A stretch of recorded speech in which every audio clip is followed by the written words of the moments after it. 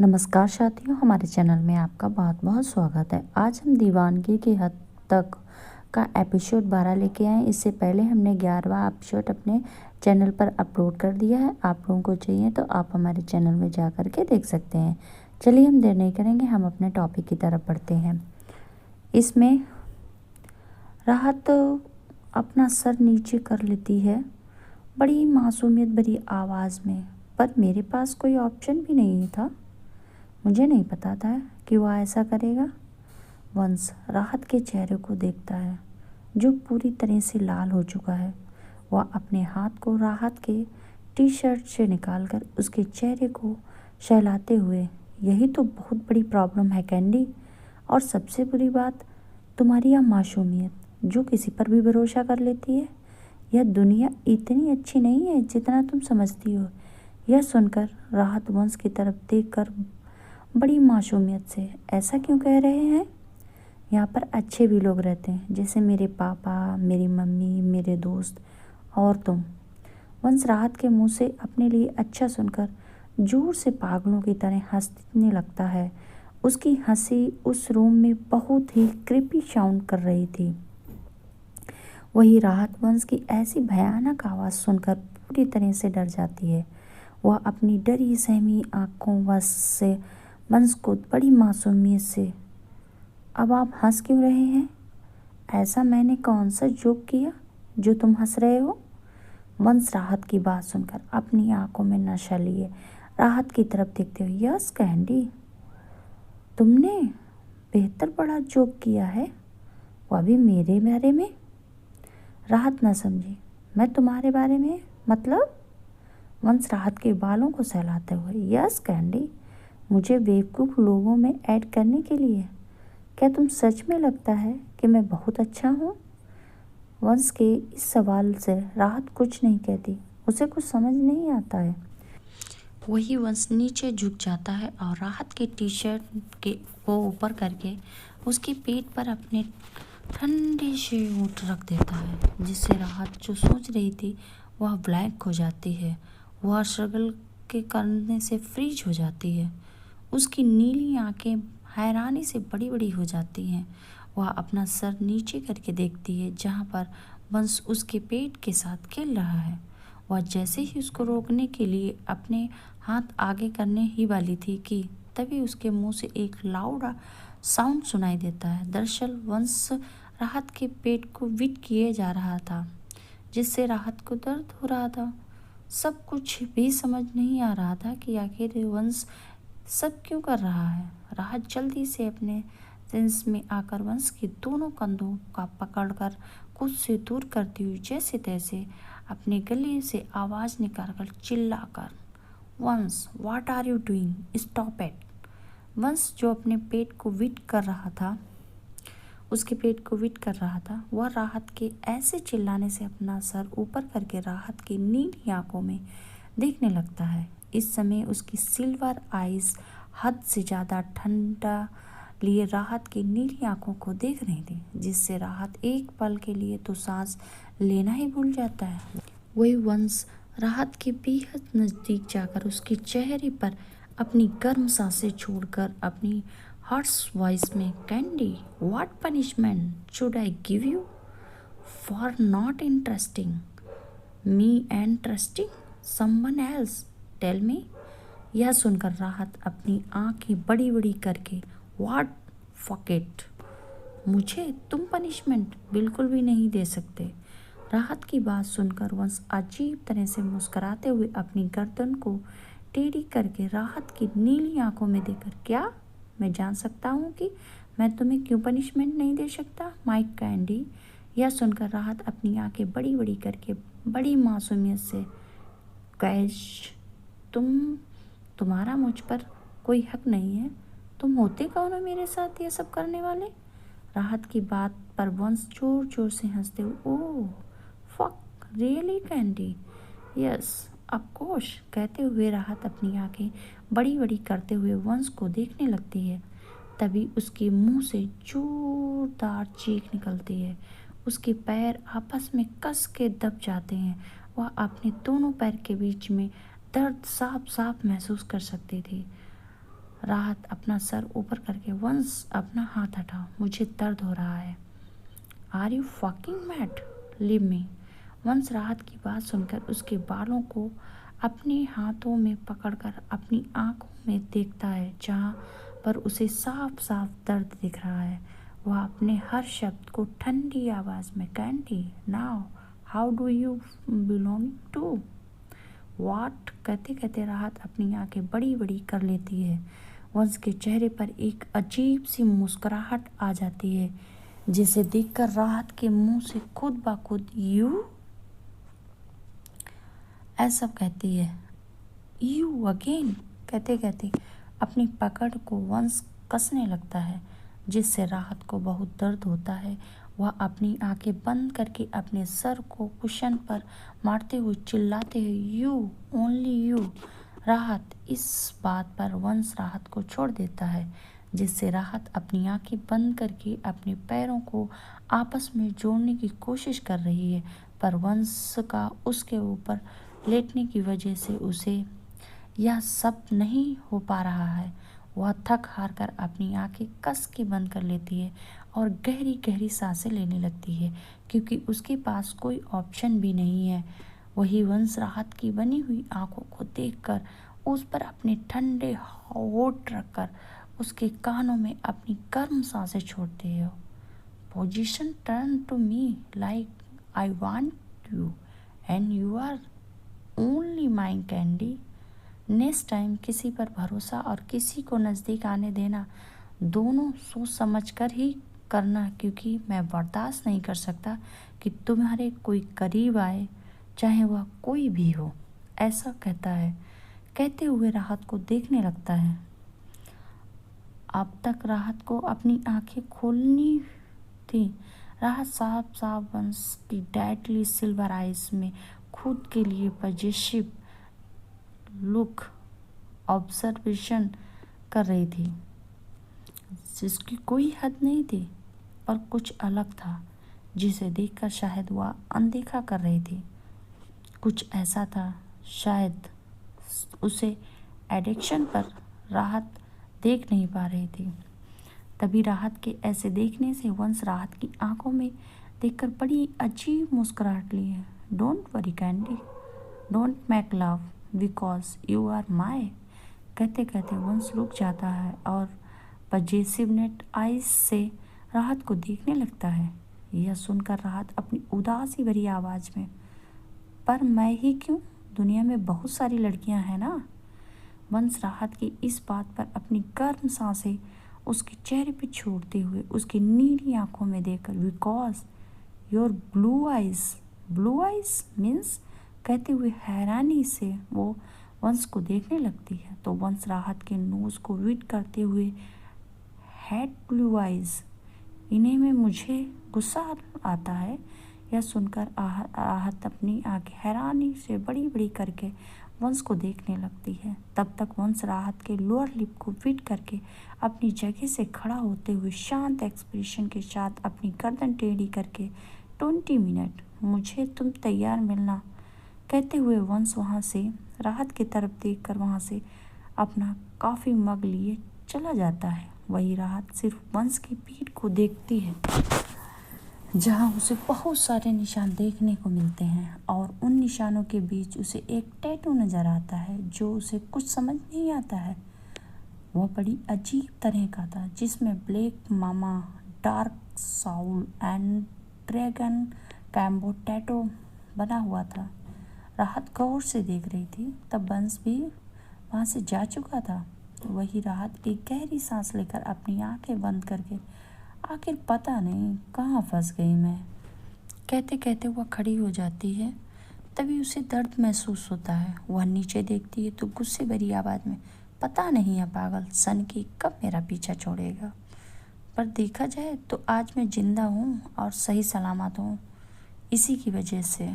पता नहीं कल अगर वह नहीं आता तो मेरे साथ क्या होता। भगवान जी, आखिर आप राहत के साथ करना क्या चाहते हो? कुछ तो रास्ता दिखाओ। एक वही है जिन्होंने पापा के बारे में बताया था, और उन्होंने तो, कहते कहते राहत की आंखों से आंसू आने लगते हैं। वह अपने आंसू को पोंछते हुए उदासी भरे चेहरे के साथ वॉशरूम में चली जाती है।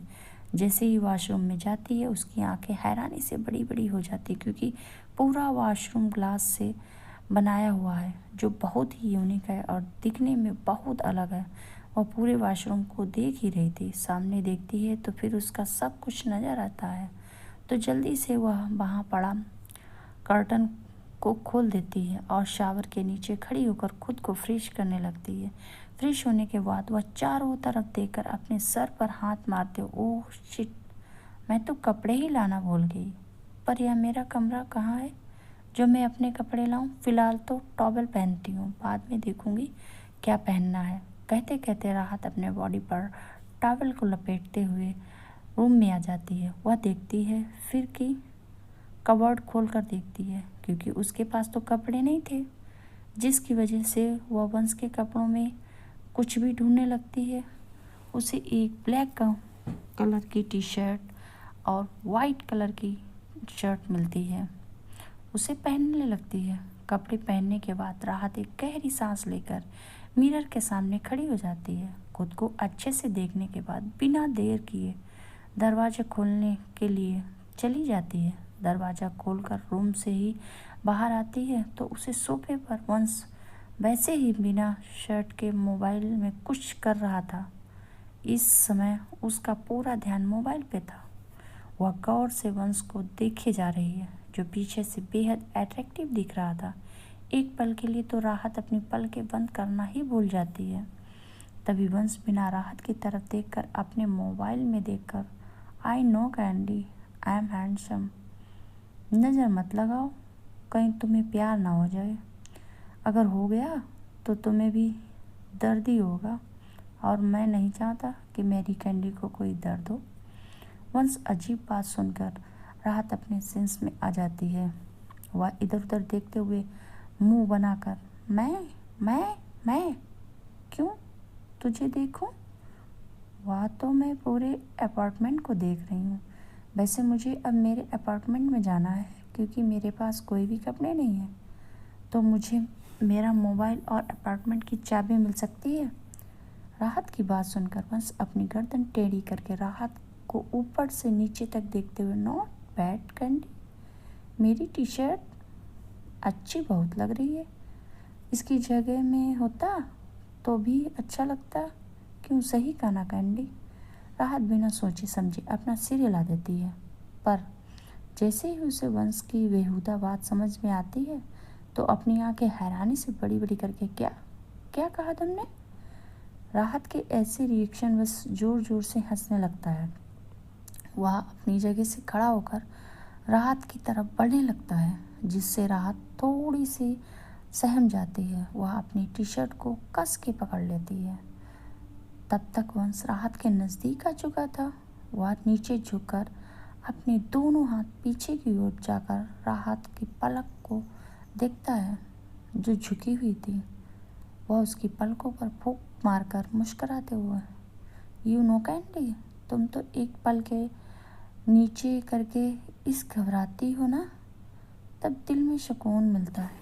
कहते हुए बिना देर किए वंश राहत को एक ब्राइडल स्टाइल में अपनी गोद में उठा लेता है और डाइनिंग टेबल की ओर ले जाने लगता है। वह यह सब इतनी जल्दी हुआ कि राहत हैरानी से अपनी आंखें बड़ी बड़ी करने लगती है। जब तक एहसास होता कि वंश उसे अपनी गोद में उठाया है तो जल्दी से अपने पैर और हाथ हिलाते हुए, वंश यह क्या कर रहे हो? छोड़ो मुझे, मैंने कहा मुझे छोड़ो, मैं चली जा सकती हूँ, मेरे पास पैर है। वंश जो रामपुर डिजाइनिंग टेबल की ओर जा रहा है, वह अपनी ठंडी आंखों से राहत को घूरने लगता है, जिससे राहत के हाथ पैर जो चल रहे थे हवाओं में वो रुक जाते हैं और एक छोटी बिल्ली की बच्ची की तरह अपना सिर नीचे झुका लेती है। बहुत ही क्यूट लग रही थी। उसके ओंठों का पाउट बनाकर वंश को कोसने लगती है। वही वंश यह सब देख रहा है, पर वह कुछ नहीं कहता और राहत डाइनिंग टेबल पर बैठाकर खुद उसके साइड वाली चेयर पर बैठ जाता है और उसके सामने खाने को आगे करके खुद खाने लगता है। वही राहत पूरे खाने को देख रही थी। खाने को देखकर ऐसा लग रहा था कि किसी प्रोफेशनल शेफ से खाना बनाया होगा। राहत की आंखें हैरानी से बड़ी बड़ी हो जाती हैं। वह जैसे ही खाने का एक बाइट अपने मुंह में लेती है तो एक कदम छोटे बच्चों की तरह, यम्मी, सच में खाना बहुत अच्छा है, तुमने बनाया, कितना टेस्टी है, कहते हुए छोटे बच्चों की तरह आंखों में चमक लिए वह खाना खाने लगती है। वही वंश राहत को देख रहा था। उसके चेहरे पर एक अजीब सी मुस्कुराहट आ जाती है। राहत के ऐसे छोटे बच्चों की तरह रिएक्शन करने पर वह सिर्फ राहत को देखने लगता है। उसने सिर्फ एक ही वाइट खाने का खाया होगा। वह राहत की हरकत और उसके बच्चों वाले रिएक्शन को देखकर उसने अपना खाना ही छोड़कर राहत को देखना शुरू कर दिया। वही राहत इस बात से अनजान अपना खाना खाने में पूरी तरह से बिजी हो जाती है। पूरा खाना कंप्लीट करने के बाद एक गहरी सांस लेती है, क्योंकि उसने कल से कुछ खाया ही नहीं था। ऐसा नहीं था कि उसने शादी में कुछ खाया नहीं था, पर वह थोड़ा सा ही खाया था और अब उसे बहुत भूख लगी थी। उस पर पूरा पेट भर चुका है था। अब उसे कहीं शांति मिल पाई। रात जब अपना खाना पूरा कंप्लीट करती है तो अपनी आंखें बंद करके चेयर पर अपना सर रख देती है। तभी वह महसूस करती है कि कोई दो जोड़ी आंखें उससे अपनी तपसी आंखों से देख रहा है, जिससे महसूस करके राहत अपनी आंखें खोलकर सामने बंस को क्रिस्पी सिल्वर आइस में देख लेती है, जिसे देखकर एक पल के लिए तो डर से कांपने लगती हुए वह जल्दी से अपनी नज़र दूसरी तरफ फेर लेती है। तभी वंश राहत की कमर को पकड़कर उसे अपने लैप पर बैठा लेता है, जिससे राहत पूरी तरह से हैरान हो जाती है। वह अपनी आंखें बड़ी बड़ी करके वंश को देखने लगती है। हड़बड़ाहट की वजह से उसके दोनों हाथों में वंश कंधों को छूने लगते हैं। इस समय वंश कोई टी शर्ट नहीं पहनी हुई थी, जिसकी वजह से राहत को और ही अनकंफर्टेबल फील हो रहा था। उसकी धड़कन एक सेकंड बढ़ती जा रही थी। उसके चेहरे पर एक पसीने की बूंद साफ साफ देखी जाती थी। राहत अपने गले से जैसे तैसे आवाज़ निकालकर वंश की लैब से खड़ी होने की कोशिश करते हुए इधर उधर देखते हुए, यह सब क्या है, मुझे छोड़ो, मेरा खाना हो चुका है, अब मुझे मेरे अपार्टमेंट में जाना चाहिए। वंश राहत की कोशिशों पर मुस्कुराने लगता है। वो उसकी कमर को कस के पकड़कर अपने नज़दीक कर लेता है, जिससे राहत की चेस्ट वंश के मस्टिकुलर ब्रेस्ट को छूने लगती है, जिससे राहत की सांस अटक जाती है। वह हैरानी से वंश को देखने लगती है। न जाने क्यों उसे अलग सी बेचैनी होने लगती है। वंश राहत के चेहरे को देखता है। उसके चेहरे पर साफ साफ परेशानी और डर देख रहा था। वंश उसके चेहरे को देखकर उसके चेहरे पर एक अजीब सी मुस्कुराहट आ जाती है। वह अपनी गर्दन टेढ़ी करके अपने अंगूठे से राहत के लोअर लिप को रब करने लगता है, जिससे राहत वंश की आंखों में देखने लगती है। कैंडी, कहते कहते वंश राहत की गर्दन पीछे से पकड़कर अपनी ओर कर देता है और उसकी आंखों में देखने लगता है। कहते हुए राहत डरी जमी नजरों से वंश को देखने लगती है। वह 1 इंच ही नहीं, क्योंकि वह अगर मिले तो उसकी चेस्ट वंश के वेस्ट को टच कर रही थी। Now it is time for punishment, कहते हुए वंश उसके बालों को पकड़ता है। उसकी पूरी बॉडी फ्रीज हो जाती है। वही रात अपनी आंखें हैरानी से बड़ी बड़ी करके, व्हाट पनिशमेंट, बट वाई, तुम्हें मैंने कल क्या कहा था कि 11 बजे घर पर आ जाऊंगा, तो उससे पहले मुझे खाना चाहिए, और तुमने तो मुझे कुछ खिलाया ही नहीं था, और कल मैं भूखा ही सो गया था, और फिर तुम्हें मुझे बचाना पड़ा, इतना सारा काम करना पड़ा, बहुत बुरा। तुमने मुझे थका दिया, तो इसके बदले में तुम्हें पनिशमेंट तो मिलनी ही चाहिए ना। जिससे राहत की पूरी बॉडी शिवर करने लगती है। साथ ही उसके हाथ खुद ब खुद वंश के कंधों पर चले जाते हैं, जिससे महसूस कर वंश के चेहरे पर तिरछी मुस्कुराहट आ जाती है। राहत के कान में अपने तीत से लेकर उसे खींचते हुए बीट में, यह सुनकर राहत अपनी आंखें हैरानी से बड़ी बड़ी करके, व्हाट, मैं कैसे?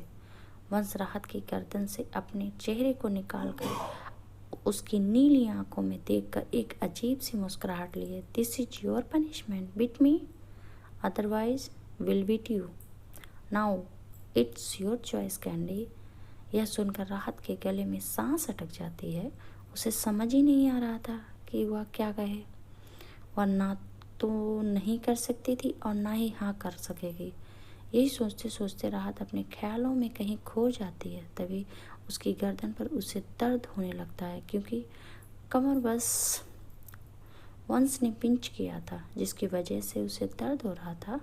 उसके मुंह से अपने आप ओह निकल जाती है। वंश राहत की आंखों में देखकर अपनी ठंडी आवाज़ में 5 सेकंड में कहते हुए वंश अपने सीने की ओर राहत को इशारा कर देता है, जिससे राहत को वंश की बातों का मतलब समझ में आ जाता है। वह नीचे झुककर अपने डेलिकेट और सॉफ्ट लिप्स वंश के स्ट्रॉन्ग चेस्ट पर रख देती है, जिससे वंश अपनी आंखें बंद कर लेता है।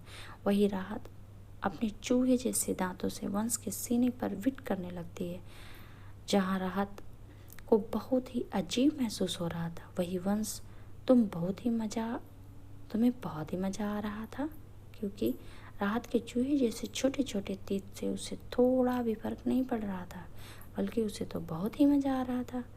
अब बीट करते करते राहत थक जाती है और अपने छोटे छोटे तीर से छोटे छोटे बीट मार्क्स वंश के सीने पर छोड़ देती है और अपना सर उसके सीने पर रखकर गहरी गहरी सांसें लेने लगती है।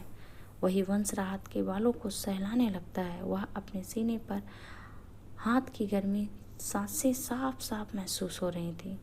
उसने अपनी आंखें बंद कर ली थी और एक गहरी गहरी सांस लेने लगा था। इस समय राहत वंश की दिल की धड़कन सुन रही थी, जिसे सुन कर न जाने क्यों एक अलग सी बेचैनी होने लगती है। वह जब यह महसूस करती है कि वह किस पोजीशन में है, तो वह जल्दी से बिना देर किए अपनी जगह से खड़ी हो जाती है, क्योंकि वंश नहीं तो अपना हाथ उसके कमर से हटाया था, जिसकी वजह से राहत आराम के साथ उसकी गोद में खड़ी हो जाती है। वही वंश अपनी लैब को खाली खाली महसूस करता है, तो एक गहरी सांस लेकर अपनी आंखें खोलकर राहत को देखने लगता है, जिससे राहत की दिल की धड़कन बढ़ने लगती है। न जाने क्यों, पर वंश के शांत आंखों को देखना राहत को एक अलग सी बेचैनी देने लगता है। उसकी दिल की धड़कन बढ़ने के लिए मजबूर हो जाती है और वह खुद राहत को भी समझ नहीं आ रहा था कि ऐसा क्यों। राहत अपनी नजरें चुराते हुए इधर उधर देखकर अपना हाथ आगे करके, अब तुम मुझे मेरे अपार्टमेंट की चाबी दे दो और मेरा मोबाइल दे दो, बहुत लेट हो चुका है, आज कॉलेज भी जाना है मुझे। राहत का नाम सुनकर वंश गहरी सांस लेकर अपनी जगह से खड़ा होकर उसके नज़दीक आते हुए नीचे झुककर उसकी नीली आंखों में देखते, आज तुम्हें कॉलेज जाने की ज़रूरत नहीं है, आज पूरा दिन तुम आराम करो, वैसे भी कॉलेज जाकर क्या करें, कुछ करने वाली नहीं। वंश की बात सुनकर वह अपने बड़ी आंखें छोटी छोटी कर, क्यों, मैं कॉलेज जाकर क्या कुछ नहीं करूँगी, वैसे भी बहुत दिन छुट्टी हो चुकी है, अब जाकर कुछ पढ़ाई तो करनी ही पड़ेगी, वैसे भी एग्ज़ाम भी तो नज़दीक आने वाले हैं और फिर फ्रेशर पार्टी भी है। कहते कहते वह चुप हो जाती है, क्योंकि वंश जैसे ही फ्रेशर पार्टी सुनता है तो उसकी आंखें छोटी हो जाती हैं, जिसे देखकर राहत अपना मुंह बंद कर लेती है। और वही वंश राहत को डाइनिंग टेबल से लगाकर उसके दोनों साइड अपने हाथ रखकर उसके नज़दीक झुककर उसकी आंखों में देखते हो, ओह, मतलब मेरी candy call fresher party attend करनी है, पर मेरे बिना तुम कैसे अटेंड कर सकती हो, यह तो बहुत बुरी बात है ना। वंश की बात सुनकर राहत अपनी आंखें हैरानी से बड़ी बड़ी करके, तुम्हारे बिना अटेंड करना मतलब क्या मैं अकेली नहीं कर सकती फ्रेशर पार्टी में, वैसे भी मेरी दोस्त आरिश भी है, तो तुम्हें क्यों ले जाऊं। राहत की इस बात पर वंश अपनी उसकी गर्दन पर बिट करते हुए उसके कान में अपनी गर्म सांसें छोड़ते हुए, तुम जहाँ भी जाओगी वहाँ पर मुझे ही पाओगी, और मैं नहीं चाहता कि मेरी कैंडी को कोई दूसरा देखे, तुम्हारा पार्टनर बन जाऊंगा। कहते हुए वंश अपनी जगह से खड़ा होकर वहाँ से जाने लगता है। वही राहत सिर्फ अपनी आंखें हैरानी से बड़ी बड़ी करके उसे देख रही थी। करीब 5 मिनट के बाद वंश हाथों में राहत के अपार्टमेंट की चाबी और मोबाइल के लिए सोफे पर बैठ जाता है और राहत भी उसके नज़दीक आ जाती है।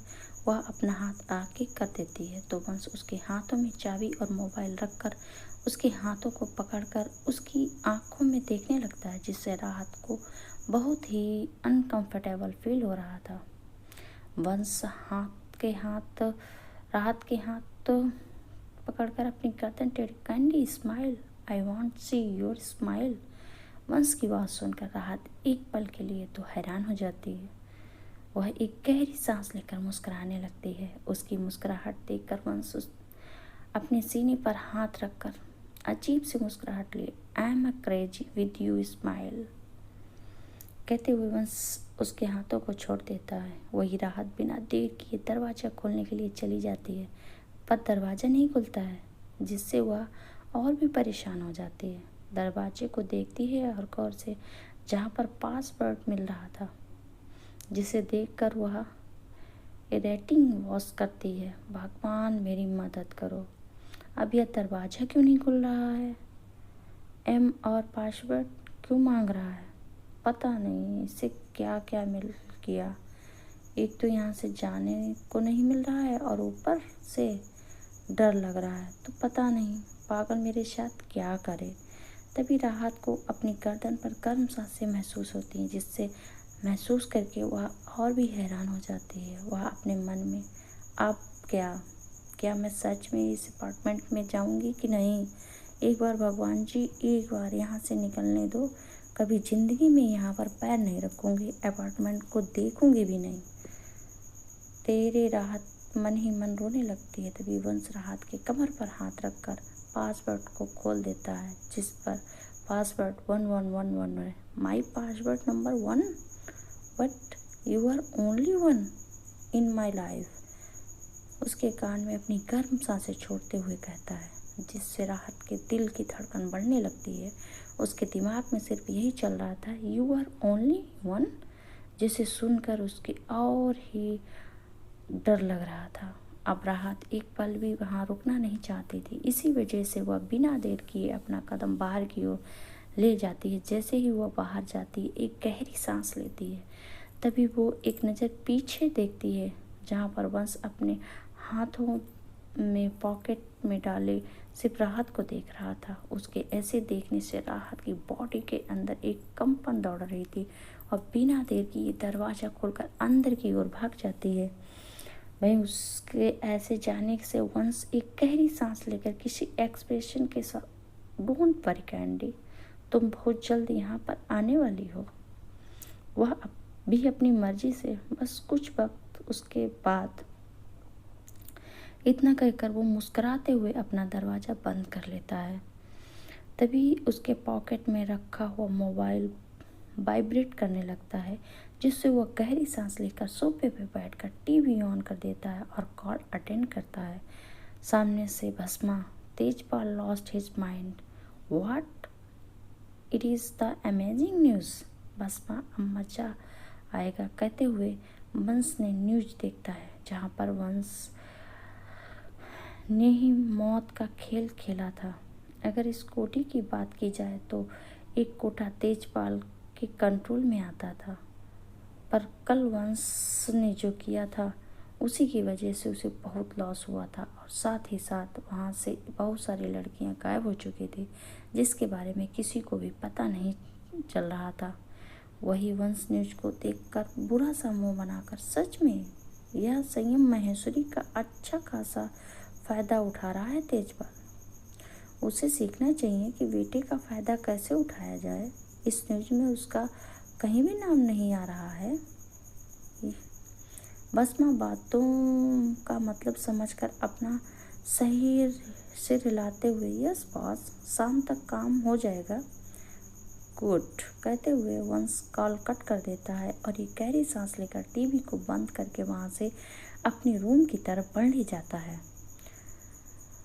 वह जैसे ही रूम में आता है तो वहाँ पर उसे राहत की फ्रेशनेस इनहेल करने लगती है। उसकी गहरी सांसें लेकर वॉशरूम की तरफ बढ़ता है। जैसे ही वह वॉशरूम में जाता है उसके चेहरे पर भी वहाँ पर एक मुस्कुराहट आ जाती है। वह मिरर के सामने खड़ा होकर खुद को देखता है। उसकी नज़र अपने सीने पर चली जाती है जहाँ पर राहत के दिए हुए हिक्की मौजूद थे। बहुत ही अलग दिख रहे थे। अपने दोनों ओंठों पर मुस्कुराहट आ जाती है। वही दूसरी तरफ अपार्टमेंट में हैप्पी अपना सामान नीचे लिए खड़ी थी। वह कब से अपनी ताई के देवर का इंतजार कर रही थी। करीब आधा घंटा हो चुका था। वही हैप्पी आते हुए, पता नहीं यह कौन है जो इतना टाइम लगा रहा है। 7 बजने को आए हैं और अभी 7:30 बज गए हैं, अभी तक आया नहीं। वाहे गुरु जल्दी भेज दे। तुझसे तो पता है हैप्पी को जल्दी से जल्दी यहाँ पर जाना है, नहीं तो वह पागल सांड मेरे पीछे पड़ जाएगा। अब तो वीर जी भी मेरी मदद नहीं कर सकते। अगर उन्हें पता चला तो वो परेशान हो जाएंगे। वो पहले से बहुत परेशान है और इस बारे में ताई जी ने भी बात नहीं की।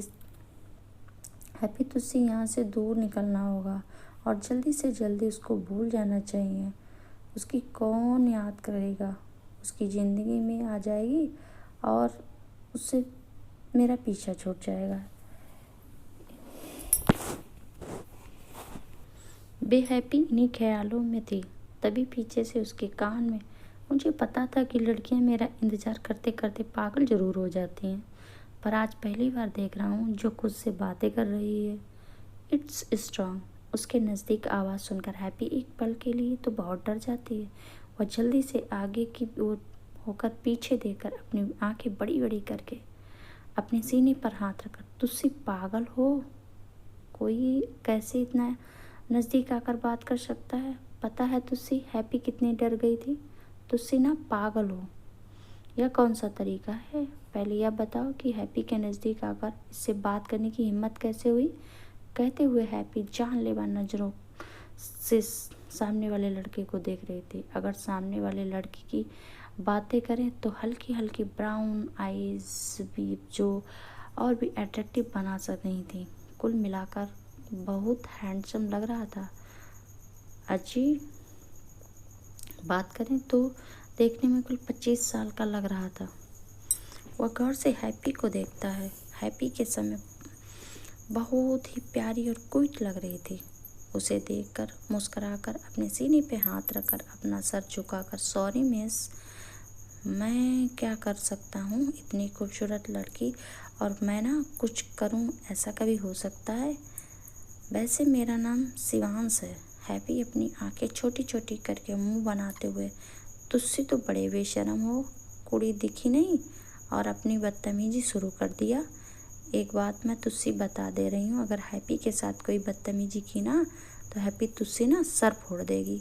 शिवांश हैप्पी की बात सुनकर एक गहरी सांस लेकर, इसका मतलब तुम्हारा नाम हैप्पी है? वैसे मैं कोई बदतमीजी नहीं कर रहा हूँ।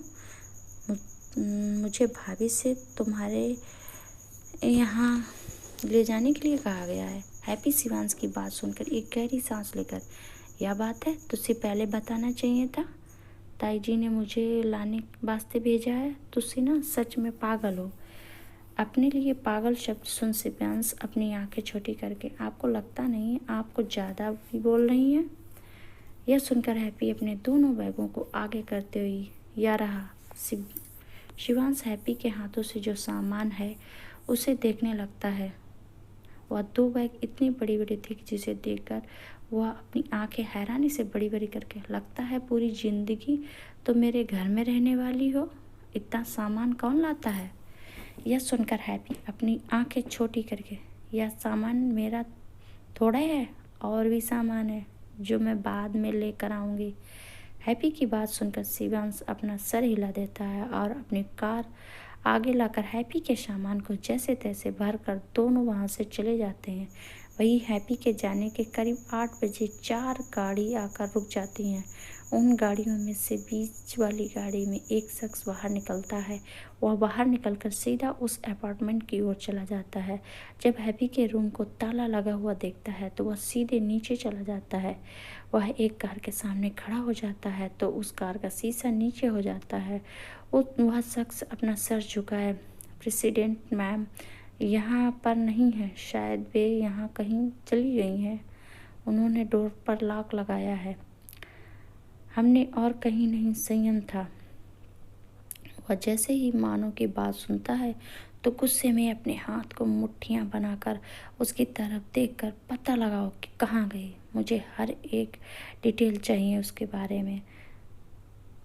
मैंने कहा था कि मैं उसे लेने आने वाला हूँ, तो उसकी हिम्मत कैसे हुई मेरी बात को इग्नोर करने की। अब इसकी सज़ा तो बकवक को ज़रूर मिलेगी। कहते हुए संयम अपनी आंखें बंद करके गहरी सांस लेकर कार का माहौल बहुत ही भयानक हो चुका था। सामने बैठे ड्राइवर मानो एक दूसरे को देख रहे थे। दोनों के चेहरे पर पसीने की बूंदें साफ साफ दिख रही थी। दोनों ही अपना सिर हिलाकर सामने देखने लगते हैं, अपनी आंखें बंद किए हैप्पी के चेहरे को याद करते हुए। तुम्हारी हिम्मत कैसे हुई संयम महेश्वरी की बातों को इग्नोर करने की? मिस हैप्पी, इसकी सज़ा तो तुम्हें मिलेगी। फ़िलहाल कुछ सुकून की सांसें ले लें। एक बार मेरी कैद में आ जाओ, फिर ना सांसें भी बहुत मुश्किल से नसीब होने वाली हैं। I don't worry my love, बस कुछ वक्त, उसके बाद मैं तुम्हें ऐसी दुनिया में ले जाने वाला हूँ जहाँ पर तुम अपनी आत्मा को भी आज़ाद नहीं कर सकती। कहते हुए वे संयम हंसने लगता है। उसकी हंसी में जुनूनियत और सनम दोनों थे और उसकी हंसी से सामने बैठे मानव और ड्राइवर के हाथ पैर कांप रहे थे। इस बात से अनजान अपनी हैप्पी अपनी ज़िंदगी की नई शुरुआत करने में लग जाती है। एक विला के अंदर जो ना ही ज़्यादा बड़ा था और ना ही ज़्यादा छोटा था, बेहद खूबसूरत।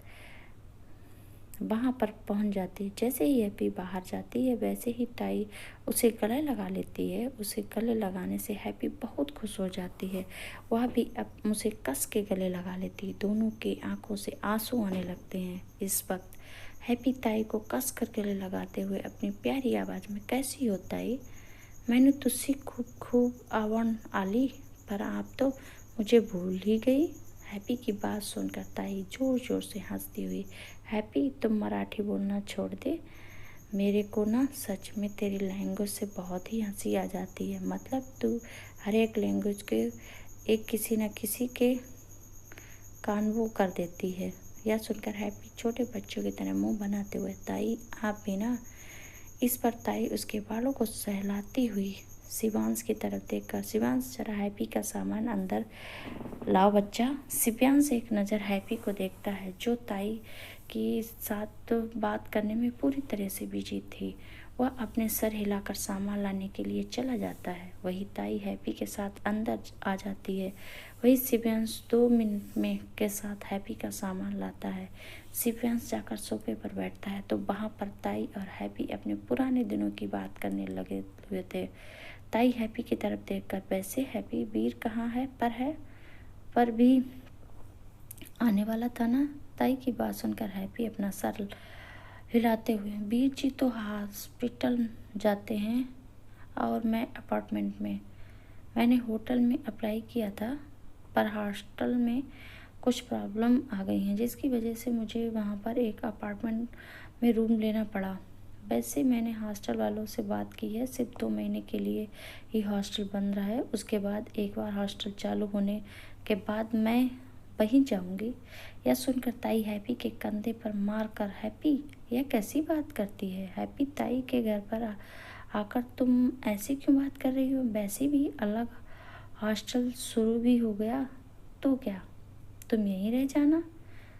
मैं भी ये बहुत अकेली हूँ और यहाँ पर तुम रह सकती हो। शिव्यांश भी यहाँ से काम के सिलसिले में कहीं ना कहीं चला जाता है। ताई की बात सुनकर हैप्पी चारों तरफ देखते हुए, वैसे जीजू कहाँ हैं? वह नज़र नहीं आ रहे हैं। ताई एक गहरी सांस लेकर, 2 दिन के लिए कोलकाता गए हैं, कल आ जाएंगे। इस पर हैप्पी अपना सर हिला देती है और अपनी आंखें बड़ी बड़ी करके कार के चारों तरफ देखने लगती है। तभी ताई हैप्पी के कंधे पर हाथ रखकर, हैप्पी काम कर दे तो रूम में जाकर फ्रेश हो जा, तब तक मैं तुम्हारे लिए कुछ खाना बना देती हूँ। वैसे भी तुमने कुछ खाया तो नहीं होगा। ताई की बात सुनकर हैप्पी अपना सर हाँ में हिलाकर वहाँ से सीढ़ियों की तरफ चली जाती है। वह सीढ़ियों की तरफ जैसे ही जाती है उसे कुछ समझ नहीं आता है कि उसका रूम कहाँ है। वह जैसे ही पीछे मुड़ने वाली थी वैसे ही वह किसी से टकरा जाती है, जिसकी वजह से उसका बैलेंस बिगड़ने वाला था कि तभी शिवांश उसे पकड़कर अपनी ओर खींच लेता है, जिससे दोनों के बीच 1 इंच का गैप आ जाता है, क्योंकि हैप्पी ने अपने दोनों हाथ शिवांश के सीने पर रख हुए थे और अपनी आंखें कस के बंद की हुई थी।